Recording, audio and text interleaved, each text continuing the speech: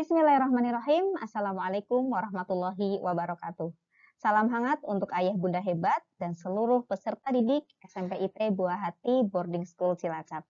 Berjumpa kembali dengan saya, Dina Juliana. Hari ini akan kami sampaikan petunjuk teknis pembelajaran jarak jauh semester genap untuk tahun pelajaran 2020-2021.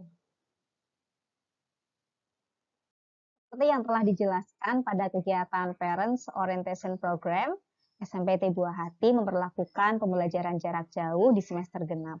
Hal tersebut kami dasarkan pada regulasi terbaru dari Gubernur Jawa Tengah, Dinas P dan K Kabupaten Cilacap, serta yang terbaru adalah Instruksi Bupati nomor 1 tahun 2021 tentang pemberlakuan pembatasan kegiatan untuk pengendalian COVID-19 di wilayah Kabupaten Cilacap. Ayah, bunda, dan ananda hebat, perlu kami sampaikan bahwa semester genap dimulai hari ini, Senin 11 Januari 2020, dan akan berakhir pada hari Jumat tanggal 18 Juni 2021. Sama seperti pembelajaran di semester ganjil, SMPT Buah Hati akan tetap menerapkan pembelajaran jarak jauh dengan model blended learning. Model blended learning adalah model pembelajaran yang mengcombine atau mengkombinasikan antara pembelajaran tatap muka dan pembelajaran online.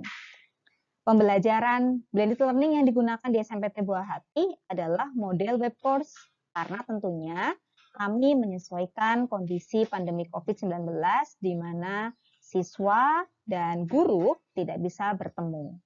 Seluruh kegiatan pembelajaran, pembagian bahan ajar, diskusi, konsultasi, penugasan, penilaian, ataupun latihan soal sepenuhnya disampaikan secara virtual.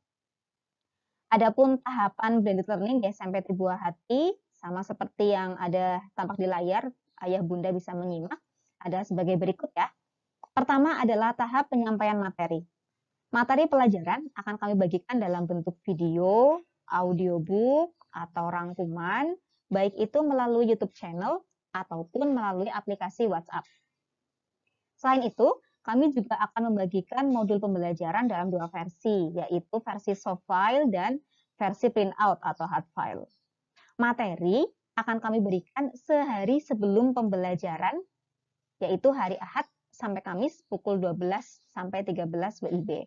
Pada tahap ini, peserta didik bebas menentukan waktu kapan belajar sesuai dengan kondisi masing-masing peserta didik di rumah. Bisa saja langsung ya, siang hari langsung dibagi, langsung dipelajari. Atau mungkin sore, malam, atau bahkan setelah subuh, di waktu-waktu yang biasanya masih fresh.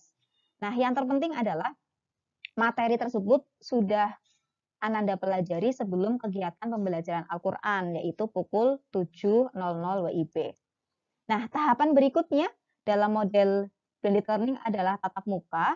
Nah, yang biasanya kami sebut dengan pekan KBM daring ya, karena tatap mukanya tidak bisa secara langsung, tapi melalui aplikasi-aplikasi virtual.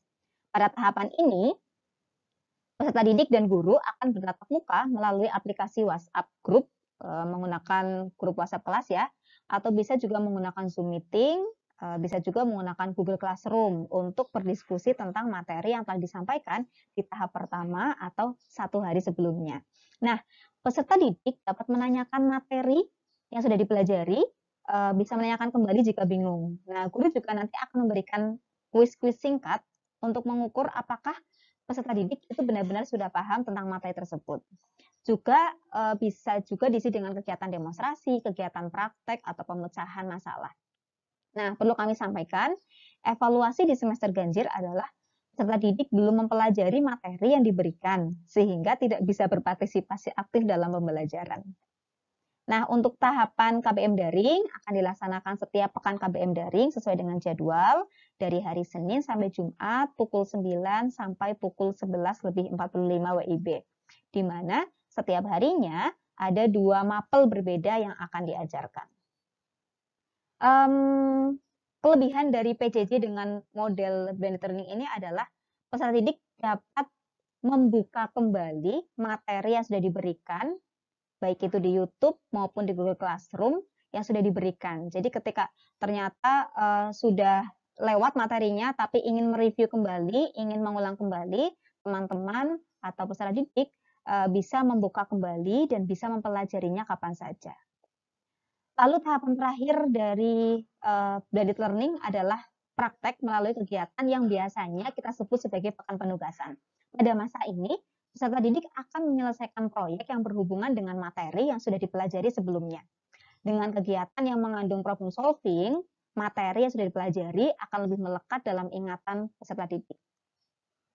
Penyelesaian dari proyek ini bisa offline, yaitu dengan mengerjakan aktivitas yang terdapat di modul, atau bisa juga dengan online menggunakan aplikasi Google Form atau mengunggah hasil pekerjaan atau hasil proyeknya di sosial media yang peserta didik miliki. Model blended learning tidak hanya digunakan untuk pembelajaran mata pelajaran umum, tapi juga digunakan di mata pelajaran Al-Quran dengan tahapan yang tidak jauh berbeda, yaitu seperti tahapan berikut yang tampak di layar. Yang pertama adalah tahapan offline, di mana peserta didik melaksanakan tilawah, murojaah, ziyadah, melaksanakan SOP mandi, sarapan, sholat duha di rumah masing-masing. Setelah itu, peserta didik akan bertatap muka secara virtual atau di tahapan online ya, setiap harinya dengan pendamping kelompoknya masing-masing. Pada tahapan online, peserta didik akan menyetorkan hafalannya, kemudian akan dikoreksi oleh pendamping kelompok atau biasanya kita sebut sebagai kegiatan talaki. Ayah bunda hebat, perlu kami sampaikan bahwa kegiatan murojaah, ziyadah, tilawah di rumah, kemudian SOP pagi, itu ternyata sangat berpengaruh terhadap perkembangan pembelajaran Al-Quran peserta didik. Hasil evaluasi dari semester 1 adalah anak-anak yang belum mencapai target semester 1 tentunya biasanya seringkali kurang siap untuk mengikuti pembelajaran. Kadang masih belum mandi, kadang belum sarapan, belum sholat duha, atau bahkan belum mandiri dalam melaksanakan murojaah dan ziyadah. Sehingga kegiatan tatap muka yang seharusnya untuk evaluasi bacaan atau setoran, justru waktunya habis untuk menunggu atau mengevaluasi kegiatan yang seharusnya sudah dilaksanakan di rumah masing-masing. Nah, kami harap semoga di semester genap ini peserta didik jauh lebih siap, jauh lebih on time, jauh lebih disiplin. Jadi bisa lebih baik lagi. Tahapan terakhir dari blended learning untuk pembelajaran Al-Quran adalah kegiatan evaluasi atau penilaian melalui ujian tasmi dan ujian mungkin sesuai dengan pencapaian masing-masing anak. Adapun ketercapaian di semester ganjil adalah sebagai berikut. Kelas 7 sebanyak 33 dari 47 peserta didik atau sebesar 70% telah menyelesaikan target di semester 1. Sedangkan untuk kelas 8 sebanyak 21 dari 29 peserta didik atau sebesar 72% telah menyelesaikan target di semester 1. Adapun target pembelajaran Al-Quran di semester genap untuk kelas 7 adalah telah menyelesaikan mungkin juz 30 di bulan Juni 2021, sedangkan untuk kelas 8 adalah sudah menyelesaikan ujian mungkin juz 29 di bulan Juni 2021. Alhamdulillah, segala puji bagi Allah bahwa target untuk semester genap yang seharusnya sudah atau seharusnya akan dilampaui pada bulan Juni telah dicapai oleh 5 anak di kelas 7 dan dicapai oleh 7 anak di kelas 8. Kami ucapkan barakallahu fikum dan insya Allah bisa menjadi inspirasi bagi teman-teman yang lainnya. Kami juga perlu menginformasikan 2 anak di kelas 8 sudah berhasil untuk bisa menyelesaikan hafalan 5 juznya, yaitu juz 30, 29, 28, 27, 26, dan sekarang sedang proses menghafal juz 1. Pada dasarnya, pembelajaran di SMP IT Buah Hati adalah pembelajaran yang ditujukan untuk pencapaian SKL atau standar kompetensi lulusan. Untuk sekolah-sekolah yang tergabung di jaringan sekolah Islam terpadu, ada 7 SKL yang harus dicapai oleh peserta didik setiap semesternya, tentunya dengan grade atau level yang berbeda-beda sesuai dengan tingkatan kelasnya. SKL tersebut juga selaras dengan SKL kurikulum nasional, baik dari aspek sikap, pengetahuan, maupun keterampilan.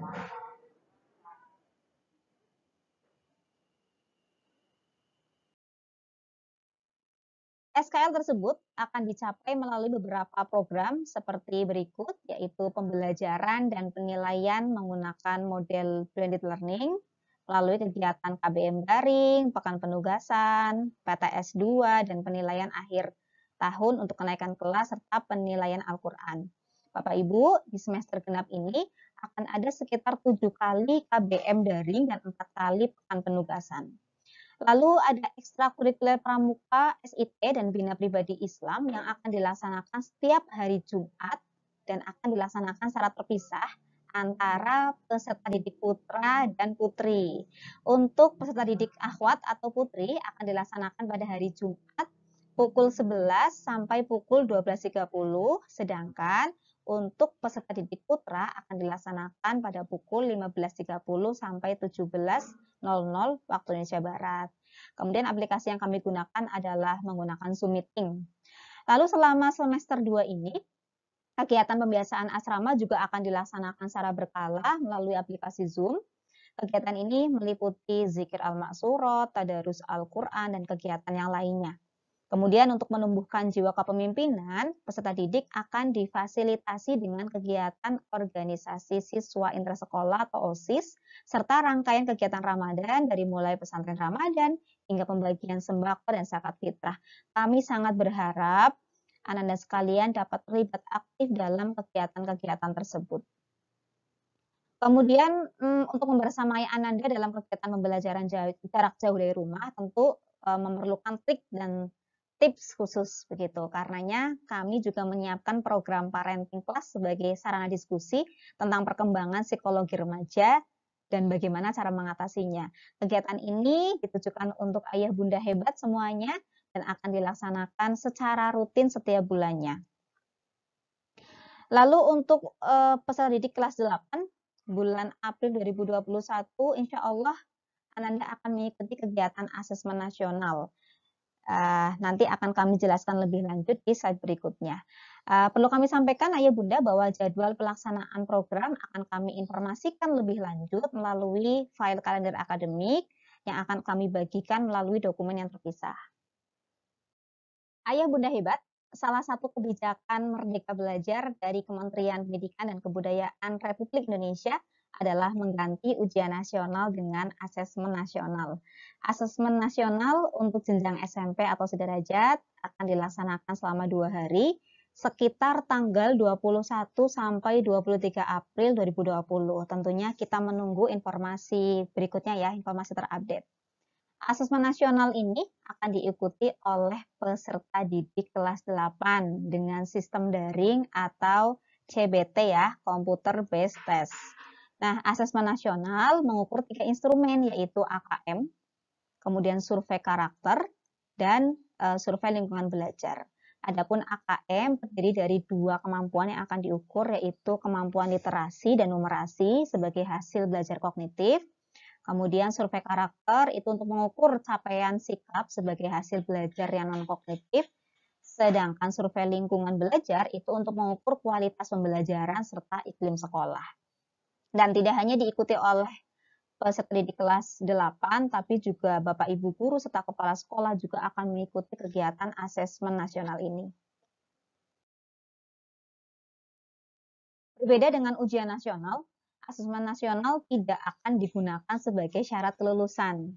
Jadi hasil yang akan keluar itu bukan hasil per individu Ayah Bunda, tetapi hasilnya adalah hasil nilai dan predikat untuk satu sekolah tersebut. Jadi Ayah Bunda tidak perlu khawatir atau mungkin Bu ini perlu nggak ditambahkan tambahan belajar, ngedri-ngedri soal AKM atau mengikuti les untuk persiapan AKM, itu tidak perlu. Karena memang untuk tahun 2021 tujuan dari asesmen nasional adalah untuk pemetaan mutu sekolah. Tetapi memang untuk menyiapkan peserta didik menghadapi asesmen nasional itu tidak hanya di kelas 8, kami sudah mulai dari kelas 7, kita perlu menyiapkan. Dan yang perlu kita siapkan adalah mengubah mindset dalam proses pembelajaran, yaitu mengganti model pembelajaran dengan pembelajaran yang mendorong siswa untuk aktif dan mandiri dalam belajar. Itulah mengapa, itulah alasan kami salah satunya menggunakan model pembelajaran blended learning seperti yang sudah kami paparkan sebelumnya. Kemudian perlu kami sampaikan juga, soal-soal asesmen nasional itu sangat jauh berbeda dari soal ujian nasional.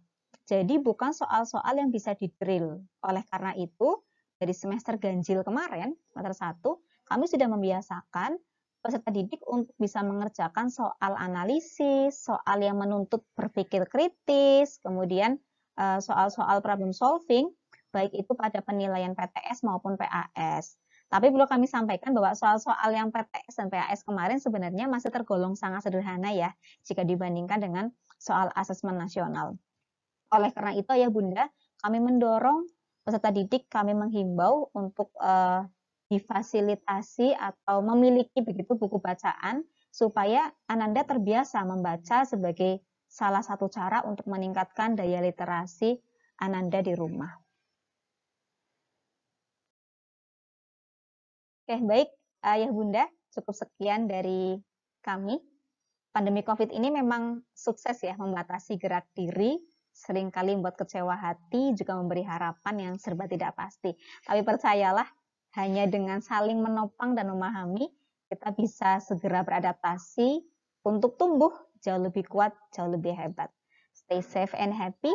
Wassalamualaikum warahmatullahi wabarakatuh.